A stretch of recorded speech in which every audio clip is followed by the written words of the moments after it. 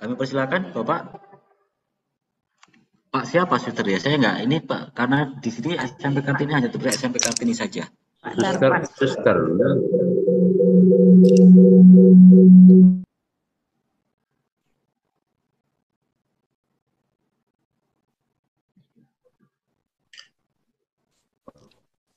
Kelihatannya Oke, terima kasih Pak. Terima kasih. Ini Suster Serapin sudah mengingatkan ke kami yang di SMP Kartini masalah budaya yang ada di SMP swasta Kartini Perseburan. Sebenarnya masalah budaya di sini boleh saya katakan ini agak sedikit rumit, Pak. Dan mungkin Bapak Ibu Suster Serapin mungkin sudah lebih paham ini bagaimana sebenarnya di SMP Kartini ini. Hanya mungkin kami temukan di sini Bapak Ibu Suster. Jelas nggak suaranya, Suster? Jelas, Pak. Jelas. Jelas. Oke. Jelas sekali, Pak. Pak. Yang paling susahnya kami menghadapi di sini, Pak, mengenai bagaimana itu mengembangkan si anak, karena sangat susah kami melihat ini kepedulian si anak tentang pendidikan ini, dan juga daya dukung daripada orang tua yang sangat minim, seolah-olah menganggap bahwasanya guru itulah semua sebagai patokan di dalam hal mendidik anak. Kayaknya diserahkan langsung ke guru. Tidak ada kita temukan lagi tanggung jawab daripada orang tua untuk pendidikan anaknya. Karena memang rata-rata di sini pendidikan daripada orang tua pun ya tidak terlalu tinggi begitulah, atau rata-rata ini tamatan SMP, sementara yang mau dididik itu SMP. Jadi masalah yang kami hadapi mengenai budaya sekolah di sini,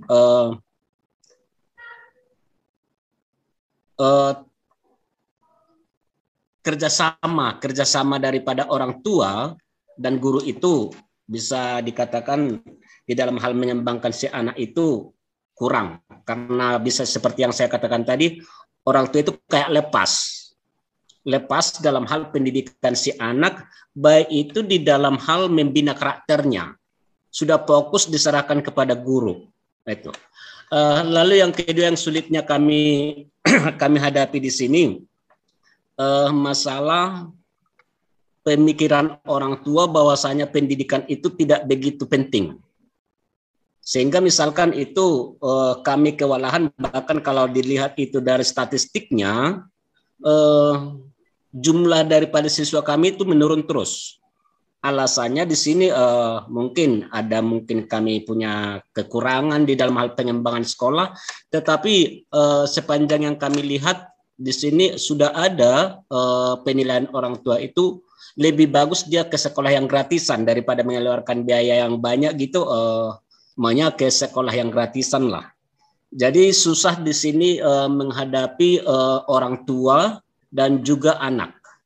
Yang berikutnya Pak, ini memang masalah pengembangan pembelajaran daring ini. Pembelajaran daring, ini kalau kami lihat itu ke pembelajaran si anak sudah salah guna.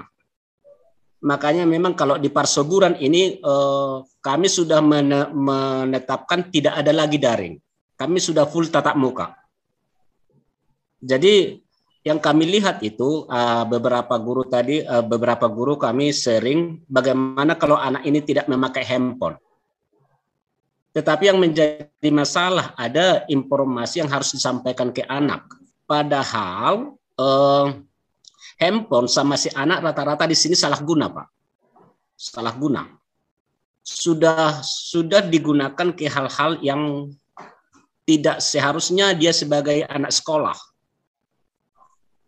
Tidak seharusnya. Jadi banyak di sini yang orang tuanya mengeluh mengenai si anak, yang adalah itu alasan beli paketnya yang banyak sampai ratusan ribu rupiah per bulan, padahal mungkin sudah salah guna.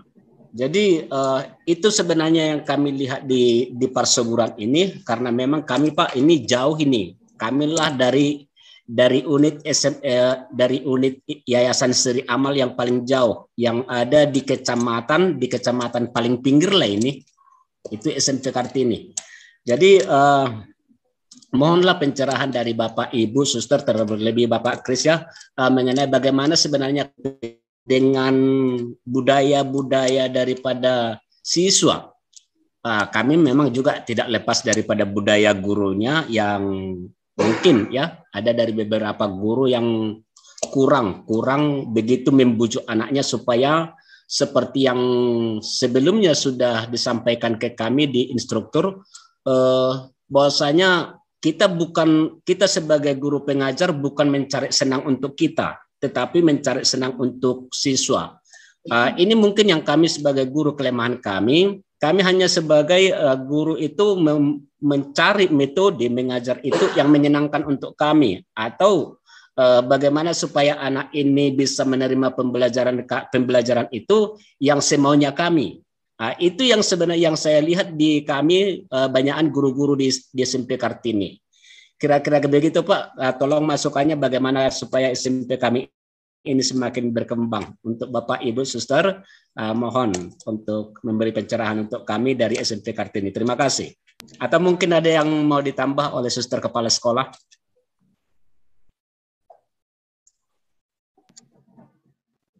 Baik, terima kasih. Mohon maaf, suaranya sudah jelas Pak, cuman saya belum jelas namanya Pak. Oh, namanya Darpan Aris Majunta Pak. Bapak Simanjunta ya. Nanti akan Baik, saya terima buat. kasih, Ya, memang Pak. saya buat di sana SMP Kartini. Saya buat sekali. Iya, suaranya jelas, cuman saya belum jelas namanya. Bapak Simanjunta ya. Suster ada yang mau menambahkan? Suster siapa Pak Simanjunta? Suster Lidwina. Suster Lidwina Marbon. Kelihatannya dia terlempar, Pak. Oh, terlempar. Aduh, ini saling lempar-melempar ya. Ada yang terlempar, ada yang dilempar ini. Karena memang kondisinya, ya kami juga H2C ini, Suster. Karena di Bangka ini gelap hujan gitu kan, harap-harap cemas. H2C, takut terlempar juga. Oke, baik. Pak Simanjuntak, jadi beberapa hal ya, artinya bahwa ketika masa-masa pandemi ini, mungkin nanti Bapak, Ibu, dan suster yang lainnya bisa memberikan peneguhan juga. Hampir sama, senada dengan dialami oleh kita semua, karena ini memang permasalahan global, kaitan dengan pandemi. Pastilah ya, kemudian itu menjadi permasalahan kita semua. Hanya mungkin kita bersharing saja lah Pak ya, siapa tahu ada hal yang bisa diambil gitu kan. Nah, pendidikan urusan sekolah, ya kan Pak ya, artinya bahwa orang tua itu budayanya pokoknya saya nggak mau tahu itu urusan sekolah, anak saya harus pandai gitu kan ya.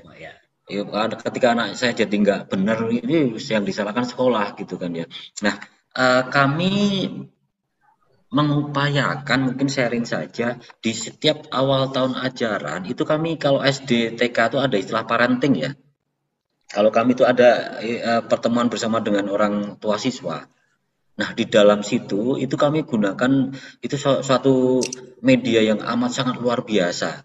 Di situ kita bisa memaparkan tentang program sekolah, program pengembangan sekolah, pola pendidikan kita mau seperti apa, dan di situ juga ada pengajaran-pengajaran ataupun kita memberikan edukasi kepada orang tua siswa bahwa pendidikan ya bukan tanggung jawab kita sendiri. Karena kan perkembangan anak kan kalau kita hitung-hitung kan di sekolah itu cuma 7 jam. Sementara di luar sekolah itu kan berapa 17, 20, berapa 18 jam yang lainnya itu di rumah dan di ini ya, tidak bisa semata-mata kita serahkan kepada itu. Nah, artinya saya mau menyampaikan bahwa komunikasi yang baik, jalin jejaring yang baik, jalin komunikasi yang baik dengan orang tua siswa itu salah satu media untuk bagaimana kita mengedukasi. Itu Pak, itu sharing yang sudah saya lakukan, dan seperti yang saya sampaikan di awal tadi, mari kita berwawan hati. Nah, itu dia.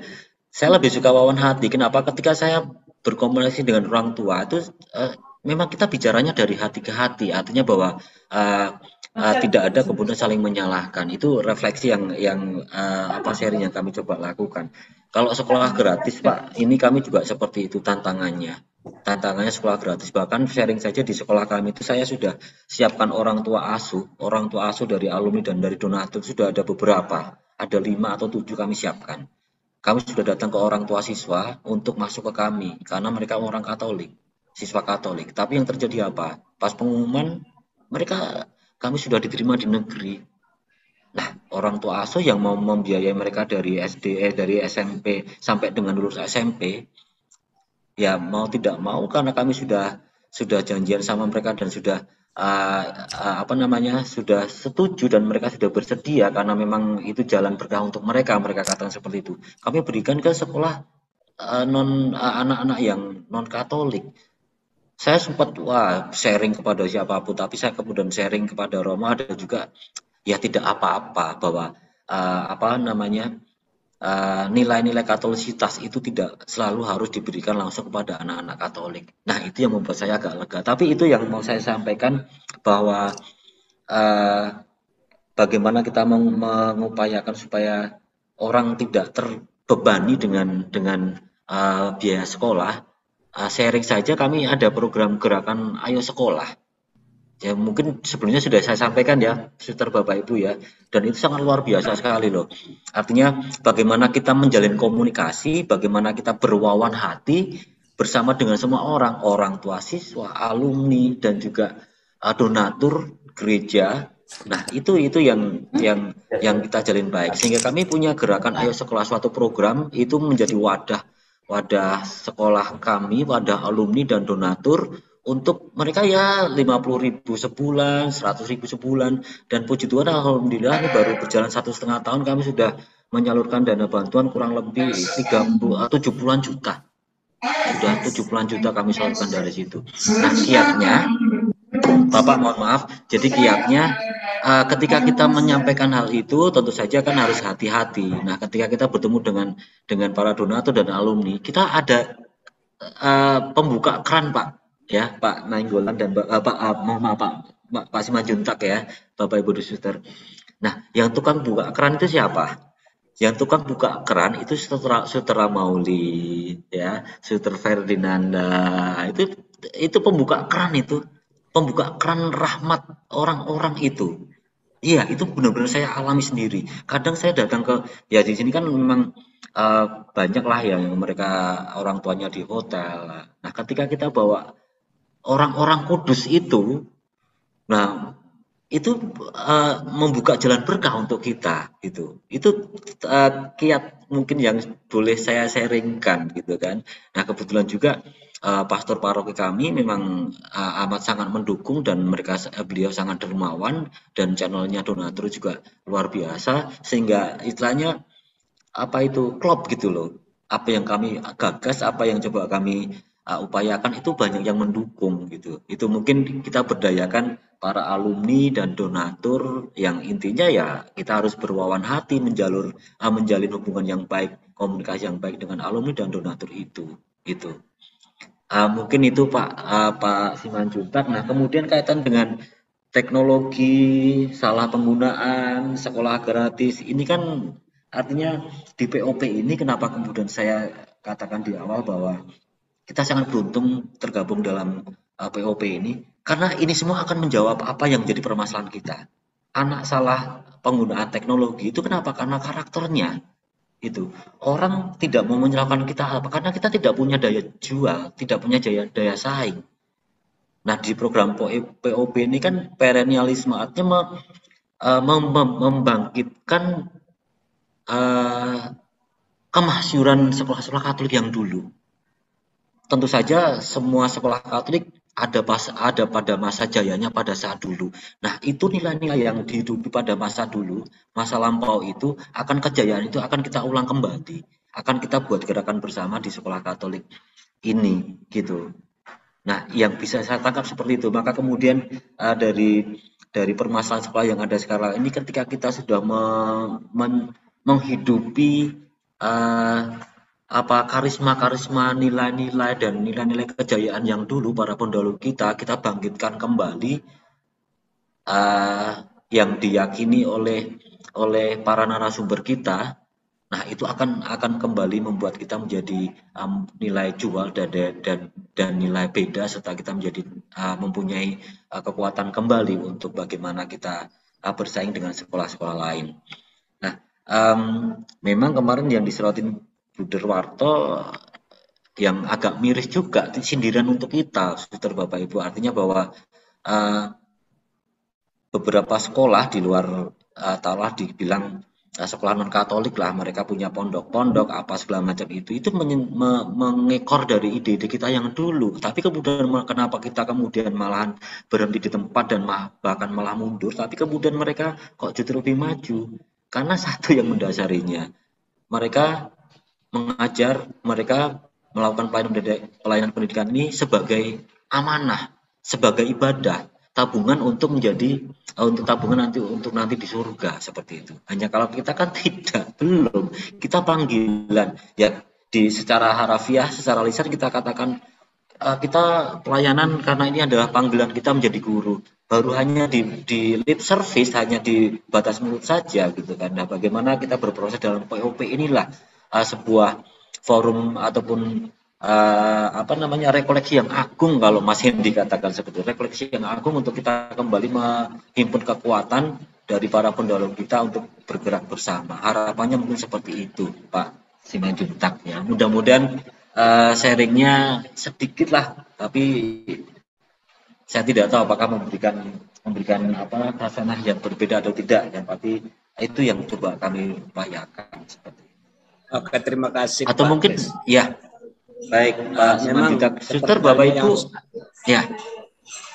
Seperti halnya tadi Pak yang sudah Bapak sampaikan mengenai sosialisasi sama orang tua, itu memang setiap tahun pembelajaran awal lalu kami lakukan, di mana bagaimana sistem pembelajaran yang kami lakukan dan bagaimana tanggung jawab orang tua, bagaimana juga tanggung jawab guru, itu selalu kami sosialisasikan. Tetapi yang menjadi masalah di kami, ya memang kalaupun itu ditandatangani orang tua itu nggak peduli apa itu yang ditandatangani begitu. Nggak peduli, hanya sebatas ditandatangani oke-oke saja begitu. Tentang apa itu isinya, bagaimana tanggung jawabnya mengenai si anak, itu nggak peduli. Dan mungkin ya seperti Suster Serapin yang pernah menjadi kepala sekolah juga di SMP ini, dan Suster Perdinan yang juga putri dari perseguruan ini, tahu betul bagaimana sebenarnya budaya dan karakter daripada masyarakat di daerah kami ini. Jadi mulai dari situ Suster Ferdi ya, supaya jelas. Iya, Pak Simanjuntak dan Suster ya. Itulah makanya kalau saya boleh tarik benang ya, garis lurus dari kegiatan POP kita ini, maka kan semua kita Luber ini kan berbasis pada analisa budaya lokal, kebutuhan lokal. Maka di awal ketika kita mau membuat sebuah naskah atau apapun itu, need analysis ataupun analisa kebutuhan. Maka kemudian ketika saya tadi khawatir ketika saya bersharing itu tidak bisa diterapkan di sana, gitu. Maka yang tahu kebutuhan masing-masing kan dari sekolah itu. Tapi saya yakin Suster Bapak Ibu, ketika kita ikuti proses POP ini ya Pak Sinurat ya, ketika kita ikutin POP ini, minimal kita tahu langkah-langkah apa yang akan kita coba buat untuk mengantisipasi ataupun mengatasi permasalahan-permasalahan carut-marut yang ada dalam dunia pendidikan di sekolah kita masing-masing, khususnya sekolah-sekolah Katolik. Itu Pak. Jadi memang program POP ini lebih memberikan pendasaran yang benar-benar dasar kaitan dengan semangat spiritual dan benar-benar dia di level yang paling bawah benar, sehingga itu nanti akan benar-benar menjawab permasalahan-permasalahan yang timbul di permukaan ketika kita dalam keseharian berinteraksi bersama dengan kegiatan rutin sekolah. Itu penugahannya mungkin Pak Simanjuntak ya. Oke, terima kasih Pak Chris. Baik, sama-sama Pak Suster Bapak Ibu, ada lagi mungkin kita masih ada banyak waktu, kurang lebih 1 jam. Silakan. Tentu saja kaitan dengan tagihan-tagihan kita bahwa dalam FGD dan coaching ini kita dituntut untuk sudah membuat berproses lah ya, berproses ataupun sudah mulai berproses untuk membuat yang namanya naskah akademik itu.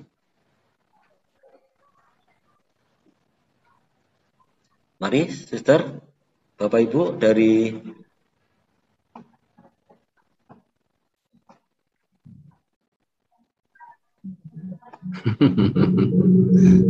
iya, mari silakan. Karena memang seperti yang disampaikan siapa Suster tadi itu, saya mau angkat tangan, bahkan juga angkat kaki gitu kan, untuk demi untuk mendapatkan formatnya seperti apa. Nah itu ketika Pak Sinurat sudah memaparkan, oh seperti itu gitu kan, maka kemudian kita menjadi diam 1000 bahasa.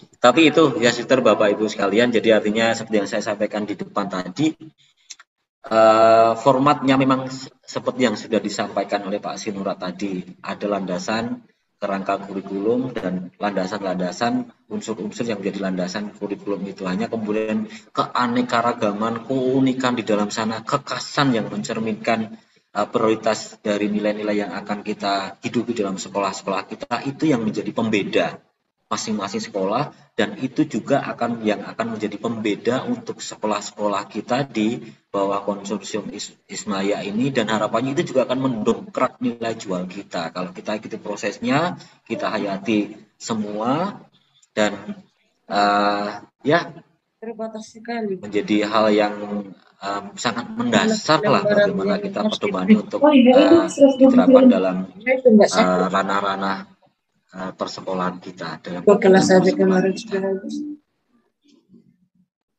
Bapak Ibu. Nah ini kemudian ada satu hal yang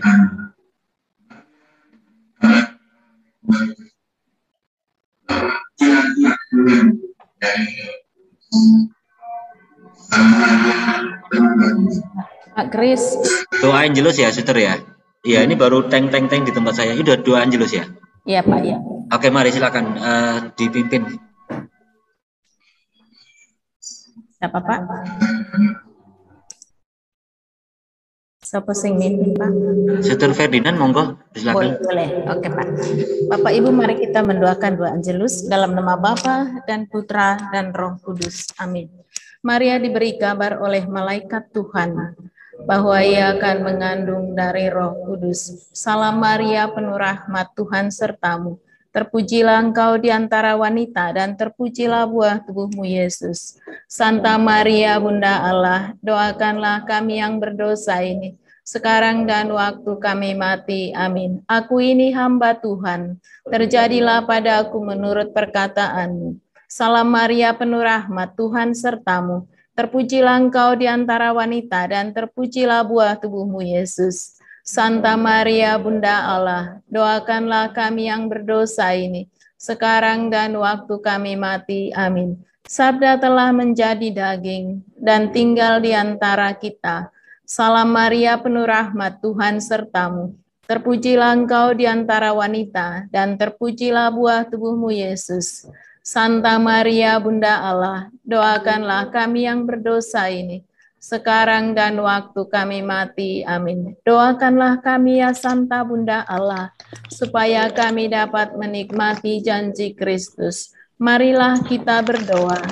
Ya Allah, karena kabar malaikat kami mengetahui bahwa Yesus Kristus Putramu menjadi manusia, curahkanlah rahmat-Mu ke dalam hati kami, supaya karena sengsara dan salibnya kami dibawa kepada kebangkitan yang mulia, sebab Dialah Tuhan pengantara kami. Amin. Dalam nama Bapa dan Putra dan Roh Kudus. Amin.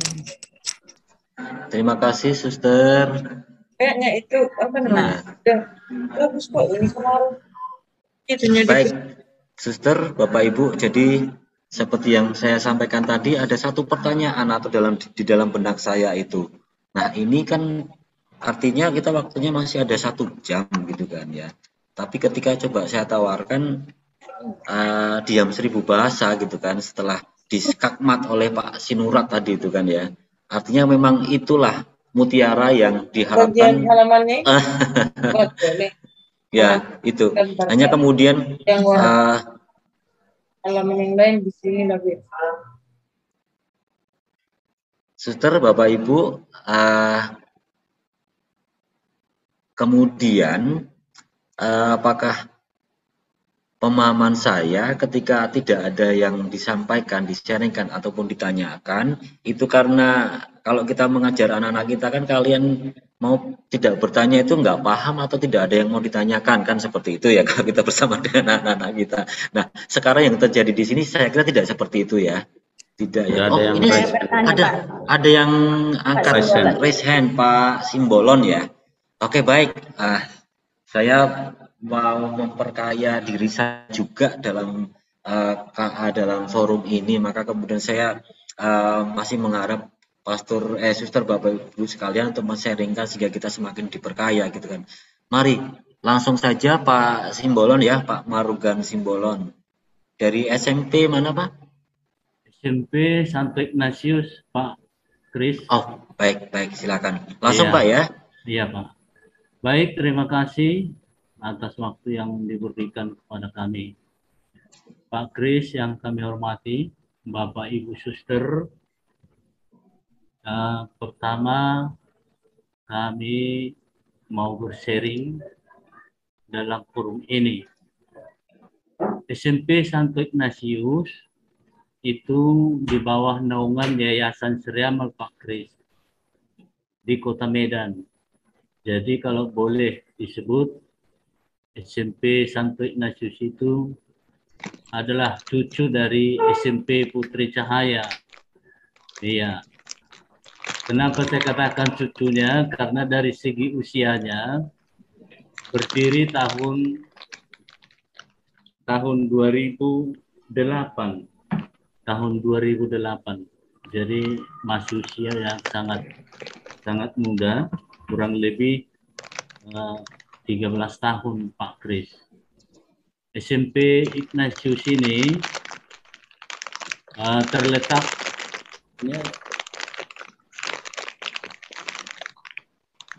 terletak di pinggir kota lah saya katakan, di pinggir kota. Namun SMP Santo Ignatius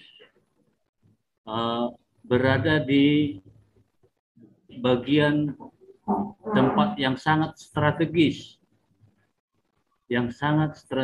Kenapa sangat strategis?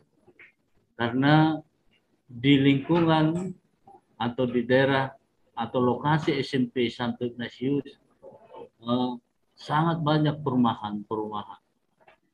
Ya, perumahan yang termasuk perumahan elit. Jadi ini merupakan satu peluang besar bahwa satu saat nanti SMP Santo Ignatius akan bisa mengikuti jejak-jejak sekolah yang mapan, terutama nenek kami Putri Cahaya, begitu Pak Kris. Iya. Nah, selanjutnya Pak Kris, SMP Santo Ignatius ada berdekatan dengan TK Ignatius, SD Ignatius, SMP Ignatius, SMA Ignatius. Jadi kami sebut dengan Ignatius Group. Ini Ignatius Group. Jadi satu lokasi ini mulai dari TK Ignatius sampai dengan SMA Ignatius di Jalan Karusyata nomor 6. Nah, di mohon maaf Pak Simbolon. Iya. Mohon bantuan Mbak Dista ya. Mbak Dista, saya suster Bapak Ibu, saya ke belakang sebentar, mohon direkam dulu nanti Mbak Dista. Oh iya. Ya, baik. Ya, nanti baik. bersama Mbak Dista dulu, nanti tolong dicatat dulu ya Mbak Dista ya. Sebentar, paling beberapa menit saja. Iya, Baik, Pak Rizal. Sebelum saya lanjutkan, mohon apakah suara saya jelas, Bapak Ibu, Suster? Jelas sekali, Pak. Oh iya, terima kasih. Jelas, Pak. Ya. Di SMP Ignatius pada awalnya maksud kami dilatar belakangi bahwa pendirian SMP Ignatius diperuntukkan menjadi salah satu sekolah entrepreneur, di mana gagasan-gagasan atau kerjasama itu dilaksanakan dengan Yayasan Ciputra dari Surabaya. Dengan kata lain, bahwa diharapkan model SMP Santo Ignatius yang bermuatan entrepreneurship akan mampu menempatkan diri untuk bersaing di zaman globalisasi saat ini, khususnya untuk menciptakan anak-anak, menciptakan mindset, mencipta lewat kebiasaan-kebiasaan atau katakanlah lewat kurikulum yang dilaksanakan di SMP Santo Ignatius. Dan maaf Pak Simbolon, suaranya agak kecil, dibesarkan dikit mungkin. Suaranya kok agak lama-lama makin kecil, Pak. Iya, betul. Suaranya ini kok kurang. Makin kecil. maaf Bapak. Halo, sudah? Halo, apakah sudah jelas, Suster? Kecil. Kecil. Iya. Mungkin di komputernya saja dibesarkan, Pak. Di saya malah besar. Volume komputernya, laptopnya saja dibesarin, Pak. Sudah, Suster? Masih Ini- kecil di saya, Bapak. Mungkin di Bapak Ibu yang lain, Suster, apakah Masih suaranya bisa terdengar jelas? Perseguran udah pas, Pak. Perseguran udah cocok. udah maksimal ini di Kami Medan juga jelas, Bu. volume laptop. Oh, Saya kecil. Masih kecil di Suster? Ini Kalau udah kami dari Medan jelas, Pak. Dari Putri Cahaya jelas kok suara Bapak. Oh iya. oh iya. Dilanjutkan saja, Bapak. Tidak Baik, apa-apa. terima kasih. Pak Kris atau Ibu dan Bapak Ibu Suster, kesimpulannya bahwa SMP Santo Ignatius adalah mengusung kurikulum entrepreneurship yang selalu atau di USP kita disebut dengan Entrepreneurship School. Entrepreneurship School. Selanjutnya, apa yang mau kami sampaikan bahwa di samping kurikulum nasional, baik terima kasih,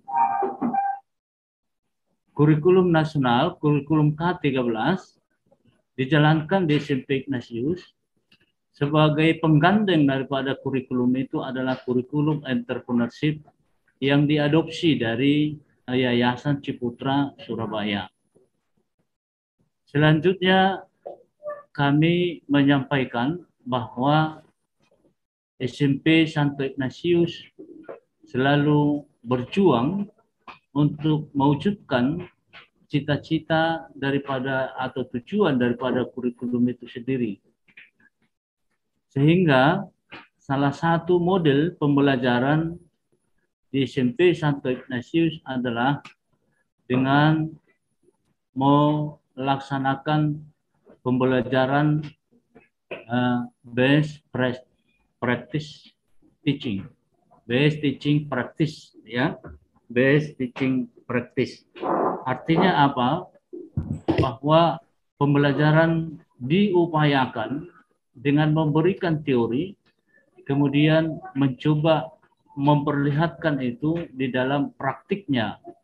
Praktik itu diwujudkan lewat POE, Project of Entrepreneurship, dalam setiap anak. Maka guru wajib membuat satu planner, atau boleh saya katakan RPP di dalam kurikulum. Tetapi di dalam planner ini ada tawaran proyek yang ada di situ. Peluang yang diberikan dari planner ini akan bisa banyak sesuai dengan passion atau sesuai dengan bidang studi. Jadi setiap mata pelajaran membuat plannernya, di mana planner ini akan menawarkan satu buah proyek. Anak-anak akan memilih sesuai dengan passionnya. Contohnya, dalam bidang PJOK membuat planner dari salah satu kompetensi dasar, misalnya kebugaran jasmani. Nah, diuraikan mulai dari judul sampai dengan topik, peluang untuk proyek itu sendiri. Nah, KD yang berangkat dari kebugaran jasmani, peluangnya untuk proyek bisa misalnya bagaimana meningkatkan kebugaran jasmani seseorang. Bisa dari sudut itu. Atau dikatakan program pembuatan kebugaran jasmani. Boleh untuk menuju kebugaran itu, peluang proyeknya dibuat dari alat untuk digunakan menjadikan seseorang menjadi bugar. Boleh proyeknya diambil lewat evaluasi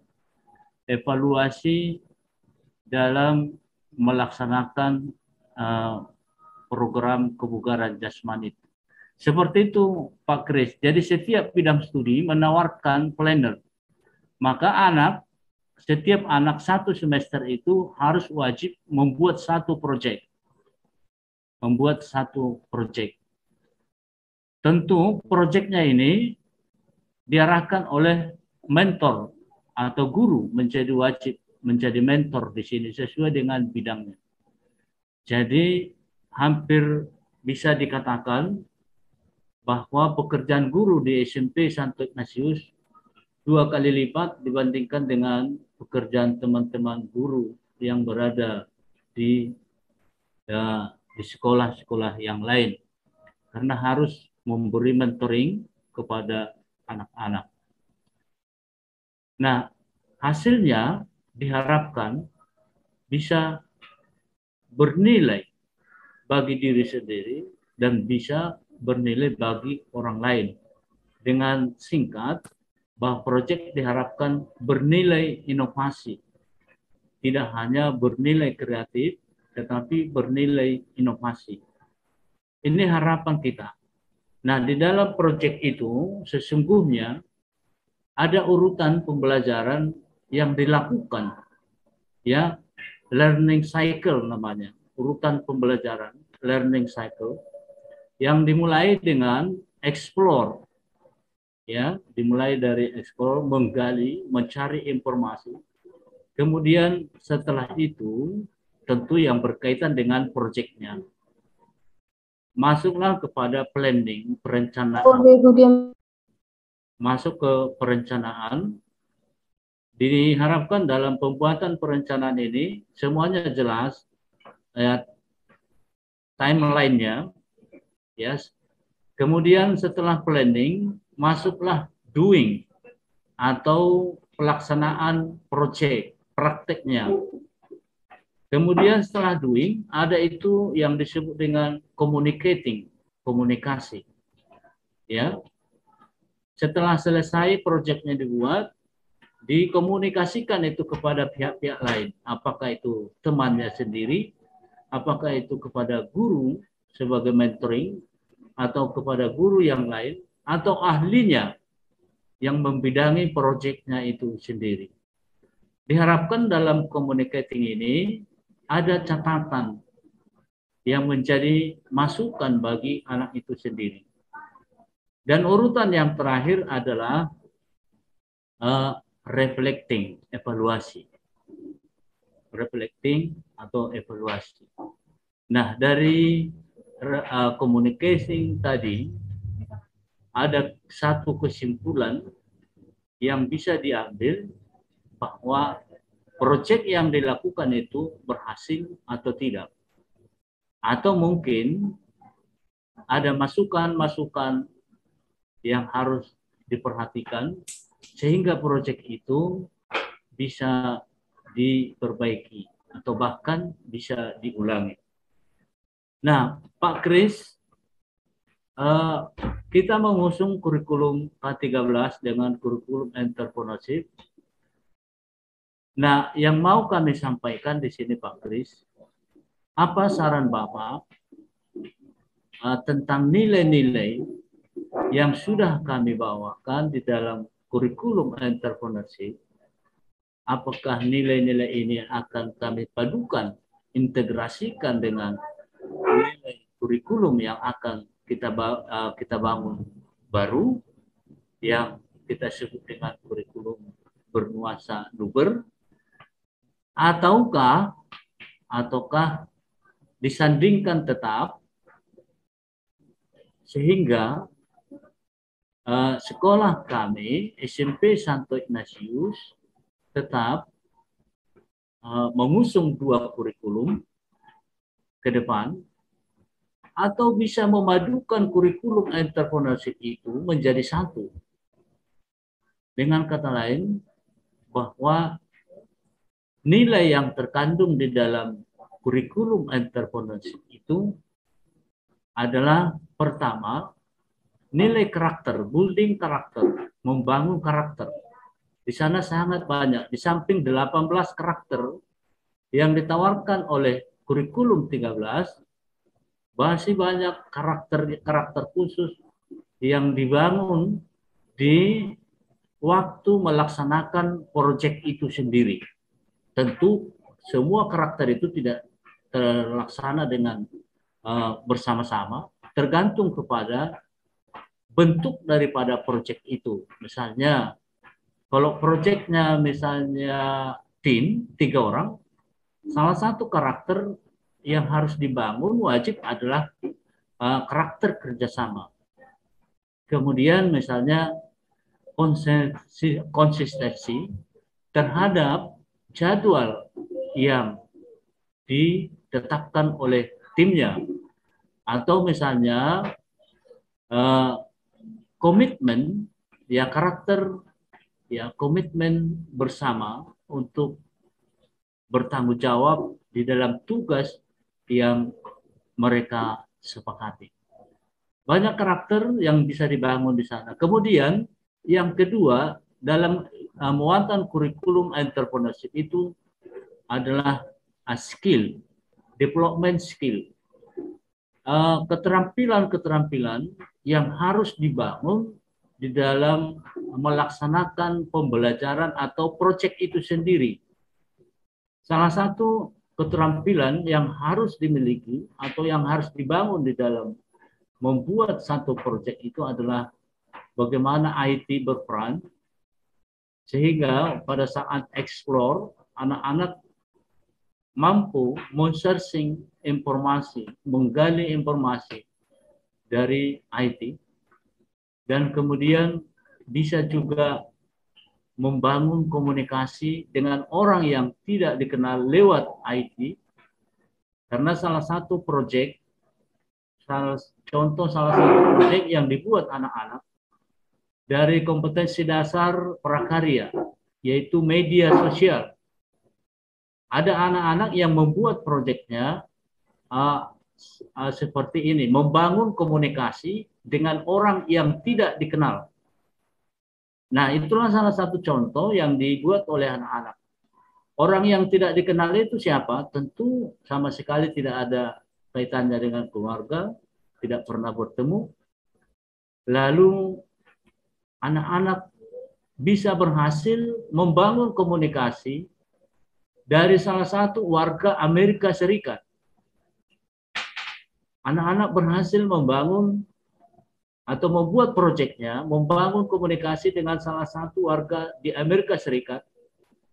Dan itu, dalam proyek itu tidak hanya dikatakan, oh kami berhasil berkomunikasi.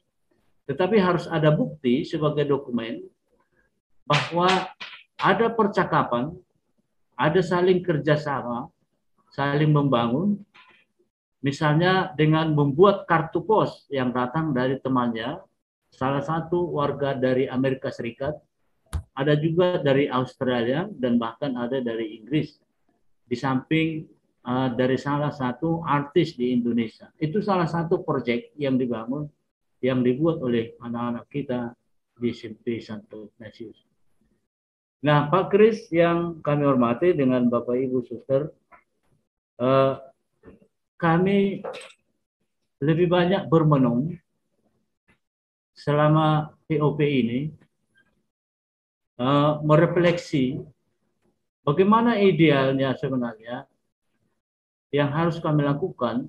Apakah kami menyatukan kurikulum entrepreneurship ini dengan kurikulum yang akan kita bangun bersama, tentu berlandaskan budaya-budaya dan kekayaan-kekayaan lokal yang ada di unit atau di daerah masing-masing.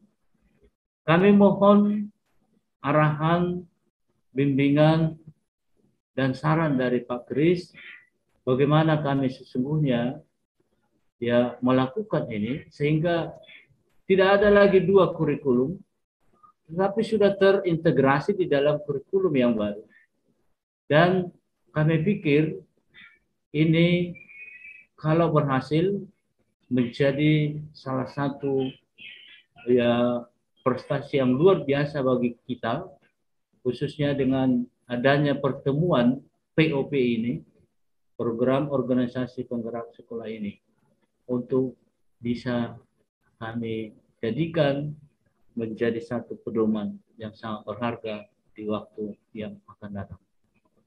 Kira-kira itu Pak Kris yang bisa kami sharingkan pada saat ini, dan mohon maaf kalau penyampaian kami kurang terarah dan kurang bisa dimengerti, namun masih bisa kita tetap tanya jawab. Kalau ada maksud penyampaian kami yang kurang jelas, boleh langsung dikonfirmasi. Demikian, terima kasih Pak Kris, kami kembalikan. Baik, terima kasih Pak Simbolon ya. Iya Pak. Baik, luar biasa sekali ya, sekolah Pak Simbolon itu menggunakan kurikulum entrepreneurship ya, yang diilhami ataupun diadopsi ataupun diambil dari best practice teaching.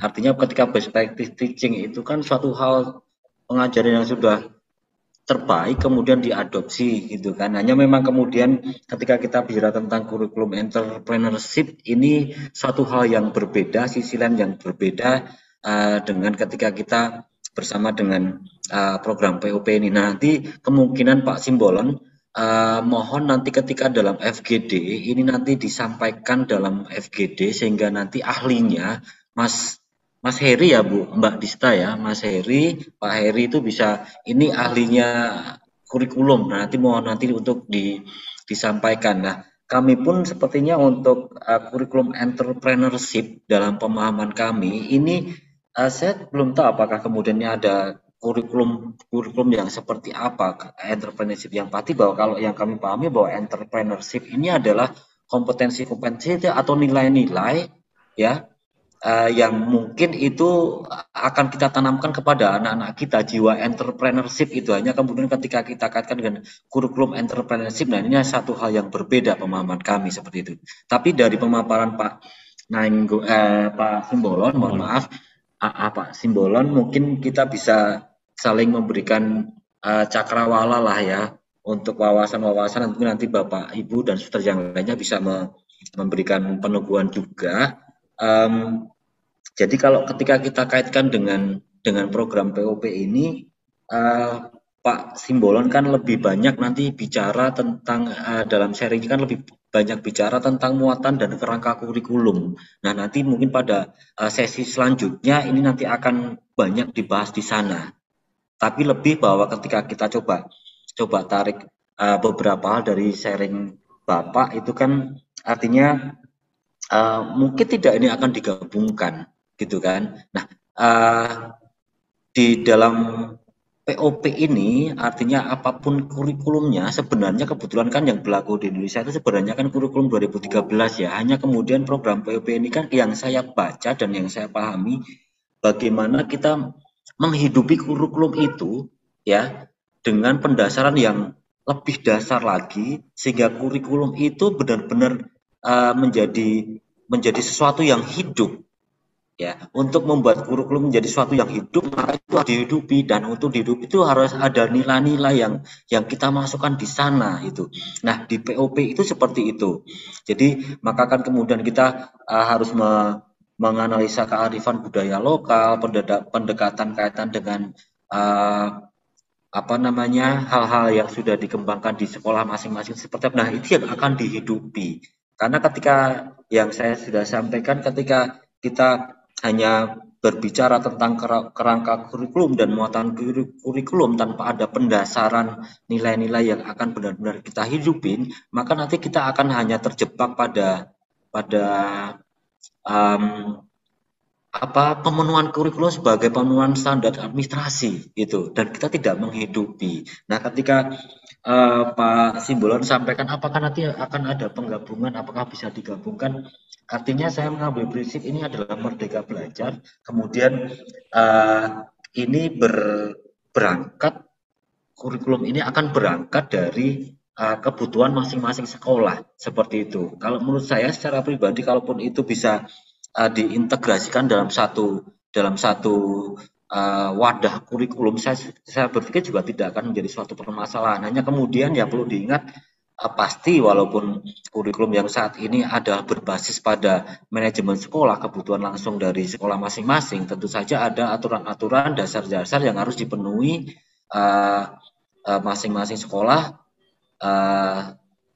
yang harus dipenuhi sesuai dengan standar nasional gitu. Kalau menurut saya kemarin penegasan dari Mas Heri, kalau nggak salah, apapun itu yang kita upayakan dalam desain kurikulum kita, yang penting kalau pemenuhan standar nasional itu ada, pasti tidak akan bermasalah. Seperti itu. Hanya kemudian memang kembali bahwa dalam POP ini tentu saja akan berangkat dari pendasaran apa yang kita butuhkan dari budaya masing-masing sekolah. Ibarat kita bercermin, Bapak Ibu Suster ya, mungkin Pak Simbolon, ibarat kita bercermin, kurikulum itu adalah cerminnya gitu loh.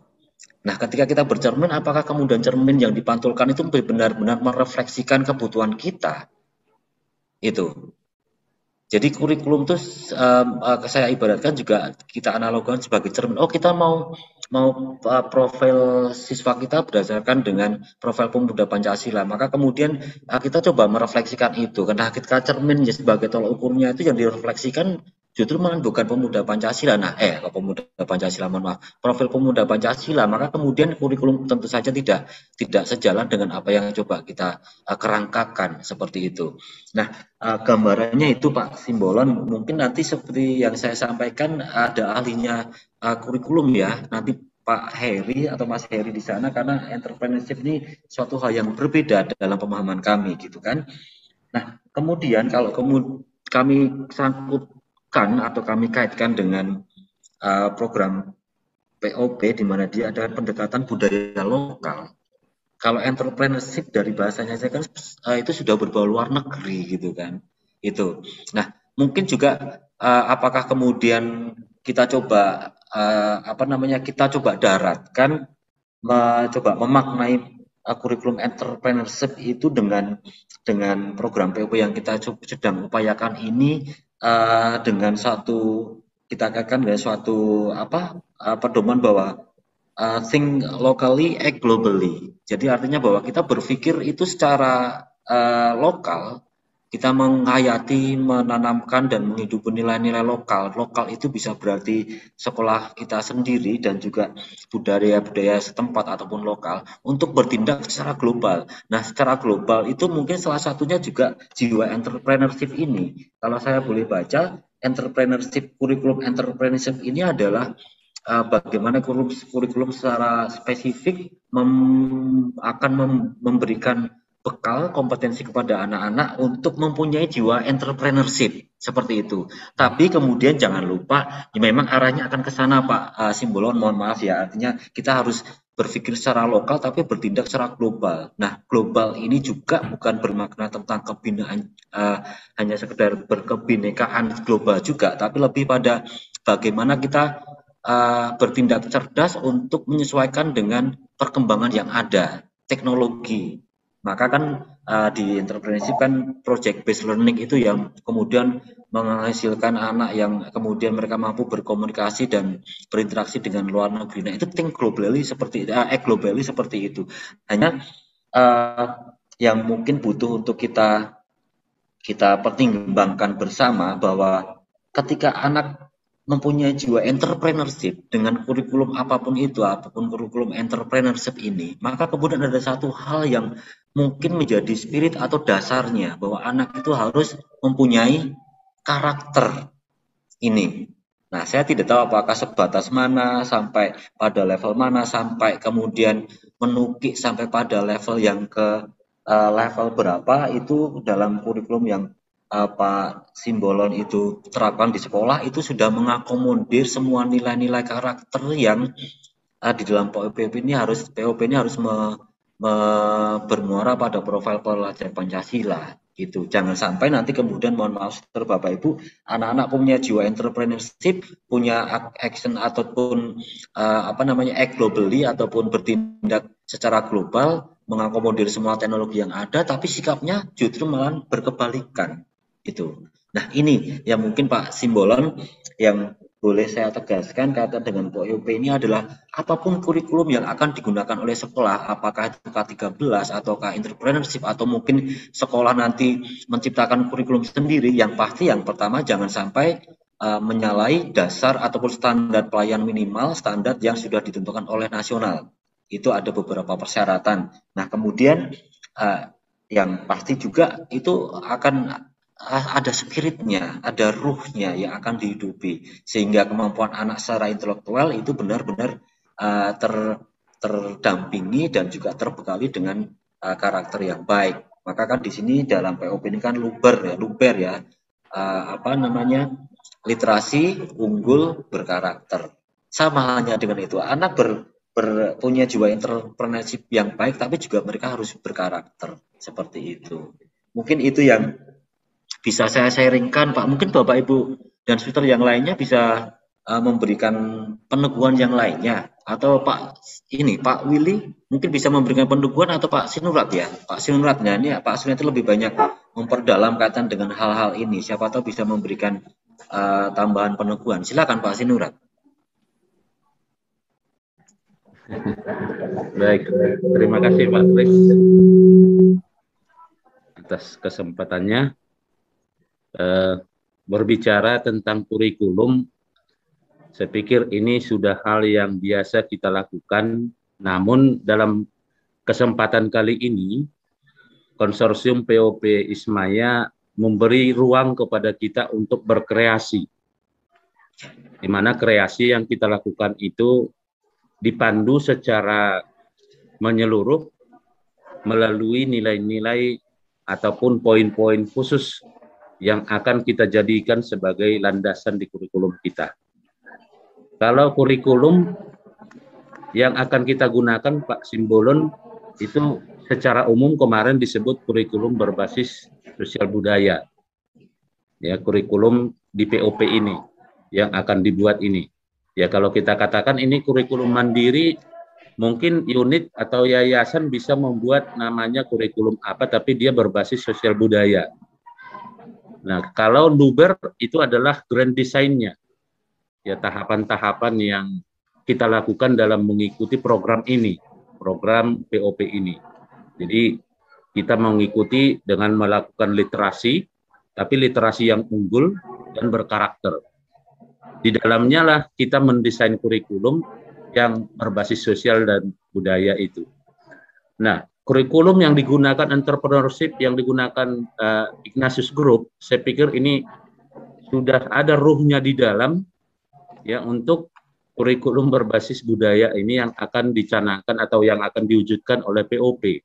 Kalau menurut saya, Pak Kris ya, sebatas pemahaman saya. Mengapa? Karena melihat langkah-langkah yang dilakukan dalam pengembangan kurikulum dengan metode Assure, lalu sampai kepada evaluasi nanti, akan nampak di sana tahapan-tahapan yang kita lakukan itu, di dalamnya penekanan yang disampaikan oleh Pak Heri kemarin itu adalah project. Ya, jadi model-model pembelajaran yang akan diterapkan di sana akan banyak mengarah kepada project. project based learning. Ya, itu sudah salah satu model pembelajaran yang dituntut dalam implementasi kurikulum 13 atau kurikulum nasional. Nah, yang dilakukan SMP Ignatius, saya pikir ini sudah maju selangkah daripada kita, Pak Kris. Ya, karena mereka sudah melakukan model pembelajaran itu dengan sudah ada tahapan tadi, kalau saya catat di sini, eksplorasi, planning, doing, communication, dan reflective atau evaluation. Itu dilakukan, di dalamnya tinggal menuangkan atau mengintegrasikan budaya ataupun nilai-nilai yang akan dikembangkan, ya ditanamkan bagi warga sekolah. Nah, core values kalau memang di yayasan kita, core values itu PSHT, ya, itu mau kita tanamkan, sudah ada di dalam tahapan-tahapan ini. Kalau kita dalam ya Pak Simbolon ya. Nah, mungkin ini yang perlu dikaji nanti dalam landasan kurikulumnya. Jadi tidak perlu harus mengatakan apakah ada kurikulum baru atau kurikulum. Saya pikir kurikulum yang ada itu sudah bagus, yang sudah dilakukan oleh Ignatius Group ini. Tinggal sekarang di sana penekanan dan memperluas pendalaman atau penanaman nilai-nilai inti sekolah dan juga budaya lokal, itu yang perlu dimasukkan di dalam. Nah, di mana nanti posisinya itu? Nah, seperti kata Pak Kris, mungkin Pak Heri sebagai ahli kurikulumnya dan pengembangannya perlu berkonsultasi dengan beliau. Ya.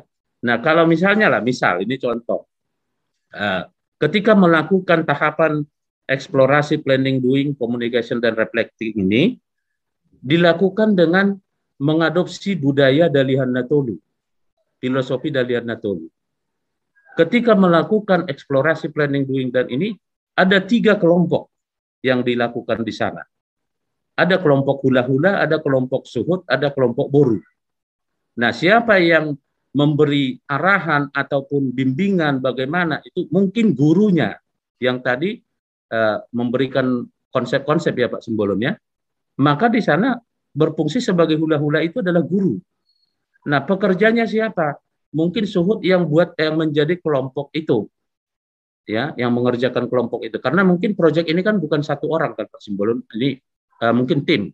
Nah, jadi di tim itu bisa dibuat ada suhunya dan ada boru. Boru itu yang disuruh untuk membantu dan mencari informasi kepada kuda-kuda. Jadi itu salah satu contoh. Kalau kita membaca disertasi dari Profesor Bornok Sinaga, itu guru besar Unimed, itu ada di sana model pembelajaran berbasis budaya Dalihan Natolu. Konsepnya seperti itu. Jadi ada berperan dia sebagai kuda-kuda. Beda dengan yang kami ambil tadi, nilainya yang diambil, ya, Somba, Manat, dan Elek. Kalau ini pelaksanaannya, ya model pelaksanaannya mungkin itu salah satu contoh budaya yang bisa diterapkan di sana. Ya, mendalami itu perlu literasi ya Pak Kris dengan model yang dikatakan Prof Bornok tadi mungkin Pak Sembolo. Itu mungkin masukan dari saya. Kalau saya sih katakan ini sudah maju selangkah Pak Simbolon, kurikulumnya sudah ada, tinggal sekarang menuangkan dan mengembangkan itu dengan inovasi-inovasi yang baru, sehingga tahapan pengembangan kurikulum itu nanti sudah lebih gampang bagi Ignatius Group. Karena apa? Sudah ada di sana dalam mendesain RPP sampai ke kompetensi-kompetensi dasarnya. Hanya mungkin yang tidak tertuang di sana, bagaimana mendesain kompetensi nilai-nilai itu hingga nanti muncul ke kompetensi dasar yang akan dicapai, yang terintegrasi dalam pembelajaran dalam hal pembuatan proyek ini. Jadi sudah sangat luar biasa saya pikir Ignatius Group ya, khususnya SMP Ignatius kalau dari saya. Begitu Pak Kris, terima kasih. Baik, terima kasih Pak Sinurat. Semakin meneguhkan Pak ini ya Pak Simbolon ya. Jadi memang artinya bahwa apapun kurikulumnya, ya apapun kurikulum, artinya apapun kurikulumnya, saya katakan bahwa ini adalah kerangka dan muatan kurikulumnya. Apapun itu, apakah mengacu pada, kalau yang POP nanti kan ke K13 karena kan nanti akan menggunakan kaidah-kaidah yang kurikulum yang K13 gitu kan. Kemudian yang Pak Simbolon kan di entrepreneurship ya. Apapun kurikulumnya, artinya bahwa ada sesuatu yang mengawalinya. Gitu, ada sesuatu yang mengawalinya gitu. Kajian spiritual, kajian kajian budaya. Nah, itu yang akan menjadi ruh, yang akan menjadi penghidup jadi kurikulum itu. Bukan hanya sekedar anak pintar, tapi lebih pada ketika kita menggabungkan, mengintegrasikan nilai-nilai yang mendahului kurikulum itu, maka kurikulum itu akan menjadi sesuatu yang hidup. Seperti itu. Dan ini harapannya akan menjadi hal pembeda dan hal yang menjadi nilai jual kembali kita. Walaupun kalau pemaparan dari Pak Simbolon dan juga penegasan dari Pak Sinurat, karena memang entrepreneurship dan dasar-dasarnya memang ke arah yang sudah diharapkan. Artinya kita memang sudah setelah Pak Sinurat sudah selangkah lebih maju lah, dikatakanlah seperti itu ya. Hanya kembali tadi bahwa ada satu langkah yang sebelumnya itu harus dilakukan itu untuk membuat bahwa kurikulum apapun itu menjadi sebuah ruh yang hidup, ruh yang kita hidupi, sehingga kurikulum itu menjadi benar-benar berdaya lah, seperti itu. Saya kira itu ya Pak Sinurat, Pak Simbolon, kaitan dengan hal-hal yang luar biasa. Memang ada yang sudah terlalu lompat jauh ke depan, tapi juga ada yang harus merefleksikan ke belakang. Seperti yang sudah saya sampaikan tadi, ibaratnya kita goes, tidak terus kok kemudian kita goes, terus saya enggak. Tapi suatu saat kita harus berhenti untuk menoleh ke belakang. Kira-kira apa sih yang harus saya refleksikan, yang kurang dari saya untuk entrepreneurship, misalnya kurikulum entrepreneurship sudah luar biasa lompat sampai ke depan. Hanya kemudian ketika kita berhenti untuk merefleksikan, oh ternyata ada inti, ada ruh yang harus saya hidupi untuk menghidupi kurikulum ini. Apa itu? Nah, di dalam POP ini kita sedang berproses dan berdinamika bersama untuk menghidupi kurikulum dengan menggali nilai-nilai inti itu. Itu, Pak. Gitu ya, Pak Simbolon ya. Baik, Pak. Baik, mudah-mudahan ya memberikan hasanah lah, memberikan tambahan wawasan. Harapannya seperti itu. Baik, Suster, Bapak Ibu. Masih 15 menit. Sudah kaya sudah I feel that I'm contented gitu. Apakah saya sudah menjadi full gitu kan, sehingga sampai tumek ya Mbak Dista ya. Tumek, tahu nggak tumek itu apa? Iya Pak. Itu silakan Sister, Bapak Ibu. Apakah kita harus menghabiskan waktu sampai titik darah penghabisan atau gimana nih Mbak Dista? Boleh, kalau memang sudah dirasa sudah cukup, boleh diakhiri Bapak, tidak harus sampai jam 1 pas. Oh begitu. Gitu, ya. Mungkin ada peneguhan dulu Pak Kres, dari Pak Kres sendiri. Boleh. Ya. Iya. Jadi kita sepakat dulu Suster, Bapak Ibu, apakah kita sudahi sebentar ya, ini anak-anak pada sibuk semua. Baik Pak. Berarti keluar muridnya. Monggo Suster, Bapak Ibu.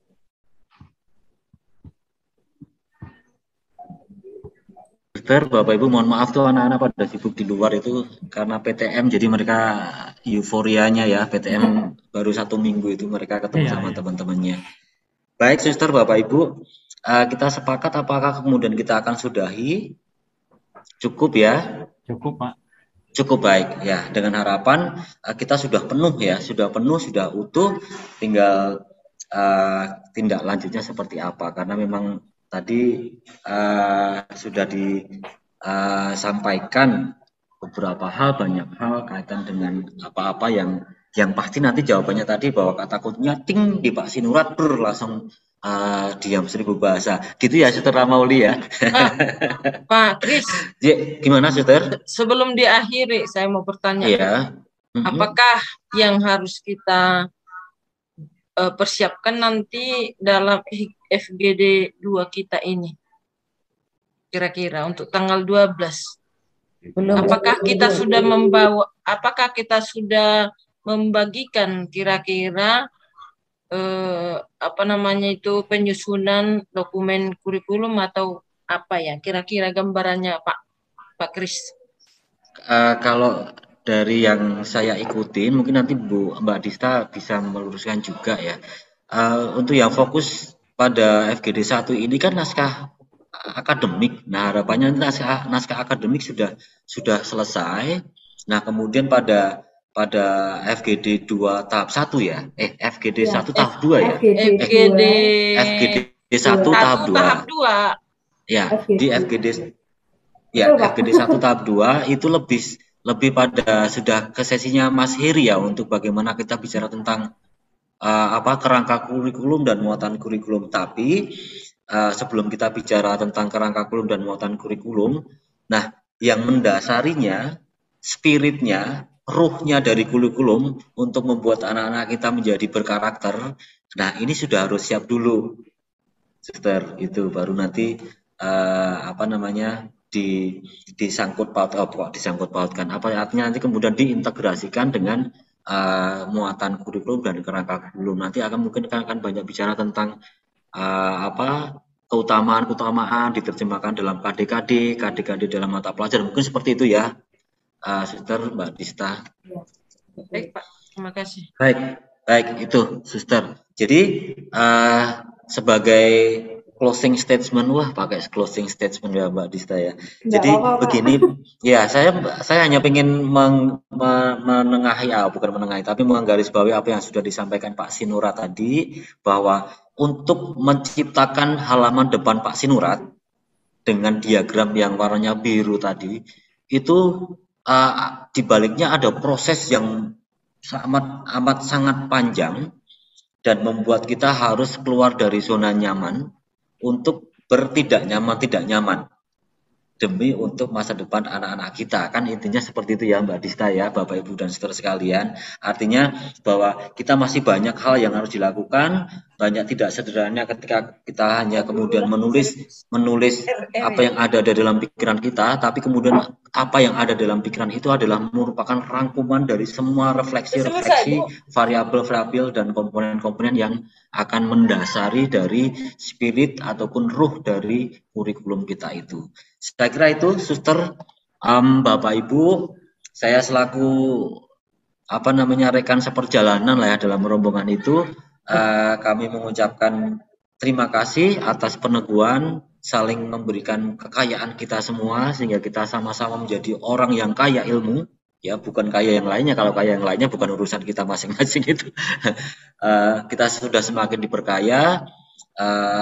Semoga nanti kita bisa melakukan dengan baik tagihan-tagihan yang diberikan, dan harapannya itu tagihan-tagihan itu bukan untuk kita sendiri tapi untuk kebaikan kita semua. Nah, selaku rekan seperjalanan, ketika saya ada hal yang mungkin kurang pas, mohon dimaafkan. Begitu, Suster, Bapak Ibu, kami kembalikan ruang sepenuhnya kepada beliau yang memberikan ruang kepada saya, ya. Mbak Dista, monggo persilakan. Ya, terima kasih Pak Kristiawan. Mari kita beri tepuk tangan untuk kita semua. Kita berhasil mengadakan coaching klinik di siang ini. Kita harus saling memuatkan ya, Bapak ya, begitu ya. Kita harus saling memberikan peneguhan satu sama lain untuk bergerak bersama nanti untuk akhir target kita itu apa. Begitu. Jadi memang untuk FGD 1 tahap 1 ini memang kita fokusnya lebih ke naskah akademik terlebih dahulu begitu. Jadi memang kita menggali core value, nilai-nilai inti, nilai keutamaan dari budaya kita masing-masing, dari sekolah kita masing-masing, yang nanti akhirnya di tahap 2, FGD tahap 2 nanti akan lebih berfokus ke pengembangan kurikulum, desain instruksional dan evaluasi kurikulum begitu. Jadi nanti kalau seperti Bapak Simbolon tadi itu sangat baik pertanyaannya untuk nanti dibahas di FGD tahap 2 begitu Bapak. Jadi nanti akan dijawab oleh Pak Heri gitu ya Bapak. Baik, untuk selanjutnya sudah tidak terasa, sudah jam, tadi katanya nggak sampai jam 1 ya Pak ya, ini ternyata juga sampai jam 1. Iya. Ya begitu. Untuk nyaris. Ya akhir kata saya mohon maaf jika selama saya membuka dan menutup ada kesalahan, mohon dimaafkan. Untuk mengakhiri, sebelum kita berdoa, mari kita bersama-sama yel-yel terlebih dahulu, biar lebih semangat untuk menutup perjumpaan kita di siang ini. Ya.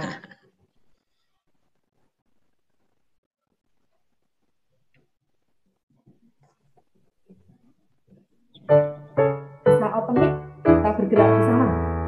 Luper, luper, luper, literasi unggul berkarakter. Baik, terima kasih Suster Bapak Ibu untuk menutup perjumpaan kita hari ini. Mari kita akhiri dengan berdoa. Saya boleh minta tolong Bapak Sinurat untuk mengakhiri pertemuan kita hari ini dengan berdoa. Ya, biar tambah dikuatkan oleh Bapak Sinurat juga ya Bapak ya. Baik, terima kasih Bu Desta, Pak Kris, Suster Gerarda yang sudah bergabung juga di sini. Suster dan Bapak Ibu, mari kita tutup pertemuan kita ini dengan berdoa. Demi nama Bapa dan Putra dan Roh Kudus. Amin. Allah Bapa yang Maha Pengasih dan Maha Penyayang, kami panjatkan puji dan syukur kepada-Mu Tuhan atas segala pendampingan yang boleh kami rasakan dalam pertemuan secara maya ini. Kami percaya Tuhan, ini semua atas kuasa-Mu, bimbingan Roh Kudus-Mu, sehingga berbagai masukan, ide-ide yang saling kami berikan satu sama lain untuk meneguhkan apa yang akan kami lakukan untuk pengembangan pendidikan di sekolah kami, yayasan kami, khususnya kemajuan negara kami, dalam membangun karakter anak didik kami di masa yang akan datang, demi untuk kemuliaan nama-Mu. Untuk itu Tuhan, kami juga tetap bermohon berkat dan bimbingan-Mu kepada kami semua dalam menindaklanjuti kegiatan dan rencana-rencana kami dalam pelaksanaan POP ini. Sehingga semua rencana yang sudah kami rencanakan Tuhan menjadi rencana-Mu juga dan bisa terlaksana mencapai hasil yang memuaskan, yang bisa membahagiakan kami dan memuliakan nama-Mu yang kudus. Bapa di surga, usai sudah pertemuan kami secara maya ini, kiranya kami dapat melaksanakan aktivitas kami dimanapun kami berada. Untuk itu, bimbing dan dampingi kami selalu Tuhan dalam melaksanakan segala tugas dan tanggung jawab kami. Kami puji dan muliakan Dikau Tuhan dengan perantaraan Kristus Tuhan kami. Amin. Demi nama Bapa dan Putra dan Roh Kudus. Amin. Terima kasih Bapak. Ya, terima kasih Suster Bapak Ibu. Nanti kita bertemu lagi di FGD tahap 2.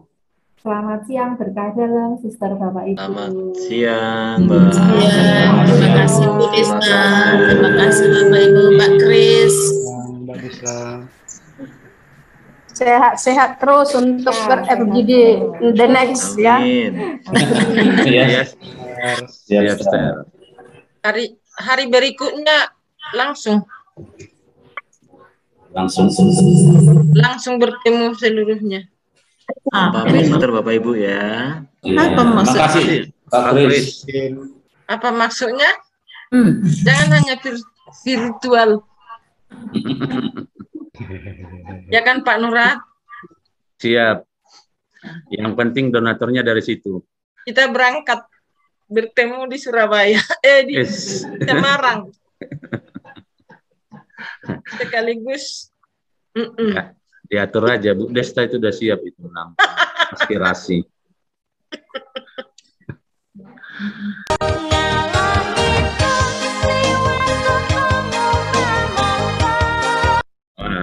Ini suruh joget ini.